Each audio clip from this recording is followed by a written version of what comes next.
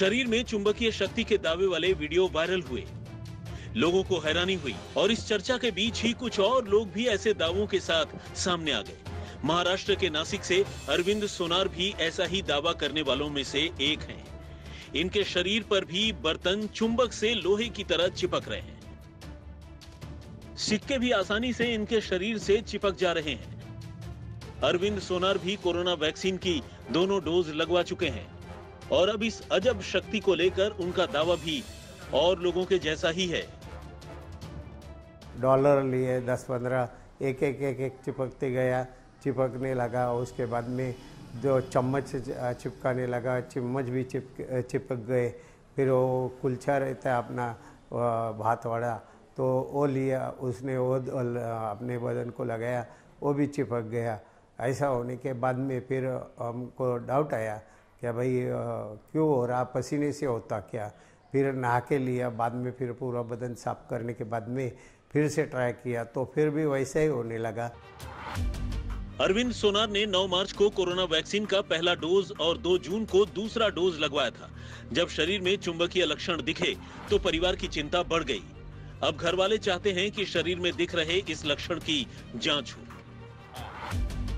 उधर नासिक अस्पताल के सिविल सर्जन अरविंद सोनार के दावे को खारिज कर रहे हैं। हालांकि उन्होंने इसकी रिपोर्ट राज्य सरकार को भेज दी है। आपके माध्यम से मैंने वो वीडियो अभी देखा है, लेकिन उनका जो दावा है कि लसीकरण होने से ऐसा हुआ है, ये अभी इस वक्त उसको पुष्टि नहीं दे सकता हूँ। ये संशोधन करना पड़ेगा। हर किसी के लिए ये खबर अजूबा है।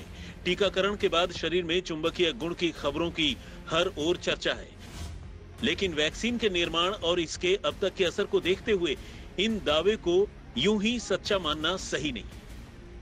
वैक्सीन बनने से पहले लंबी रिसर्च हुई है। विशेषज्ञों ने उसके साइड इफेक्ट को लेकर स्टडी की है, उसे जांचा परखा है, लेकिन अब तक कभी ये बात सामने नहीं आई कि कोरोना का टीका लगने के बाद शरीर चुंबक जैसा हो जाए। 50 ग्राम से 100 ग्राम या उससे थोड़ा ज्यादा वजनी बर्तन या मोबाइल शरीर से ऐसे चिपके। डॉक्टर भी साफ साफ कह रहे हैं कि कोरोना वैक्सीन और इस चुंबकीय शक्ति के दावों का कोई कनेक्शन नहीं है। संभव ही नहीं है। ऐसा हम इसलिए भी कह रहे हैं कि कोविशील्ड जो वैक्सीन है उसमें एक एडिनोवायरस वेक्टर है और उसके साथ जो एनकोड है SARS-CoV-2 वायरस है, जिसमें S प्रोटीन होता है, उससे इम्यूनिटी बॉडी में पैदा होती है। और इसमें एक सॉल्वेंट होता है जिसका इंजेक्शन लगाते हैं। उस सॉल्वेंट में इथेनॉल है, सॉल है, इस तरह के लिक्विड सॉल्वेंट्स होते हैं। तो इसमें कहीं भी कोई मेटल या ऐसे मैग्नेटिक पदार्थ नहीं होता जिसको कि बॉडी के अंदर इंजेक्ट किया जा सके। देश में अब तक कोरोना वैक्सीन के 25 करोड़ टीके लगाए जा चुके हैं। कोरोना टीका लगने के बाद बुखार आने की बात एक्सपर्ट ने मानी है। बदन दर्द की शिकायत भी कुछ लोगों ने की है। किसी ने सिर दर्द तो किसी ने थकान होने की बात कही।